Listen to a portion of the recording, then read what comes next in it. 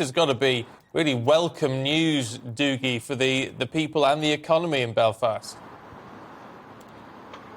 Well, it may be, but of course, the very thing that he was here to try and sort out was to get the political parties back around the table with each other here. That executive collapsed, if you remember, last year over the protocol, that Brexit deal that keeps Northern Ireland inside the EU's rules and regulations and keeps it away from the UK, its main commercial body. And of course, if we look at this deal that he's announcing today outside Harland and Wolff shipyard, this is the yard where the Titanic was built. He's just about to leave here in a few moments. The protocol will come into play here also, because there will be 25% tariffs on British steel arriving in here if these ships are to be built here. That makes them 25% dearer. They will get that 25% back, of course, when the ships are handed back. But if you're building those ships, your cash flow is affected when you have to borrow and those interest rates are up.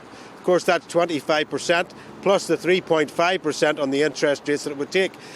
Then you have stuff like competition rules and state aid.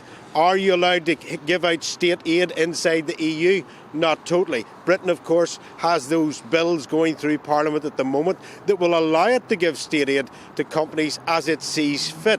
Then you have over 5,000 amounts of commodities with numbers on them, TSS rules as they're known, that comes in and out of Northern Ireland, 98 chapters of them, and each piece has to have a number that lines up with the customs. So that causes an awful lot more. So will these ships actually be built here? We don't know. He is saying they will be, but taking all that into consideration, it is leaving the door open for challenges legally for what will happen when these ships eventually come here in 2025. But last night the political parties met with Rishi Sunak. They all said that it was a worthwhile meeting, but there is no deal coming out of it.